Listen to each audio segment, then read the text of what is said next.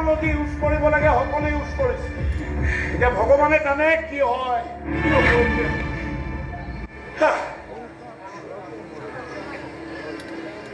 কি হ'ব এতিয়া জীৱনত মই প্ৰায়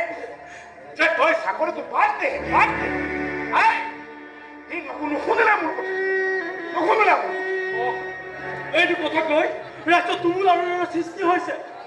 উচ্চতম ন্যায়ালয়ৰ দ্বাৰা গঠিত কেন্দ্ৰীয় ক্ষমতাসন্মত কমিটিয়ে কেতবোৰ বিস্ফোৰক তথ্য উন্মোচিত কৰিছে যাৰ বাবে উচ্চতম ন্যায়ালয়ে 2019 চনৰ 12 এপ্ৰিলতে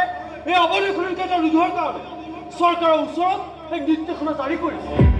তাৰ পাছতে এই অবৈধ খনিকেইটা বন্ধ হোৱা নাই কিয় কাৰ্বি আংলং জিলাৰ পৰিকূপ পাহাৰৰ ৰেঞ্জত চলা এই অবৈধ খনিকেইটাৰ বাবে কাজিৰঙা ৰাষ্ট্ৰীয় উদ্যানৰ লগতে প্ৰকৃতিৰ প্ৰতিও ভাবুকি মাতি আনিছে এইবিলাক কথা নিউজ হোৱাৰ পাছতো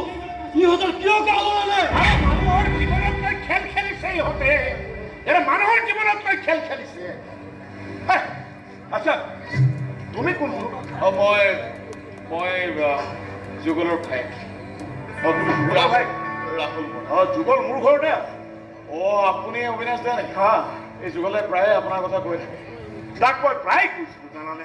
যে চাকৰিটো তই বাদ দে ইমান ৰিস্কি চাকৰি আজি অহাৰ সময়ত তাক মই বহুত কথাই কৈছিলো আৰু সি কি কৈছিল জানা সি বোলে চাকৰিটো এৰিব নোৱাৰে ঘৰখনৰ বাবে সি মৰিলেও বোলে ইঞ্চুৰেঞ্চৰ টকাকেইটাৰে তাৰ ঘৰখন চলি থাকিব এইবিলাক কথা সি কৈছিল জানানে আৰু বহুত কথা তোমালোকৰ পৰিয়ালৰ কথা সি মোক কৈছে বহুত গোপন কথাও কৈছে সি মোক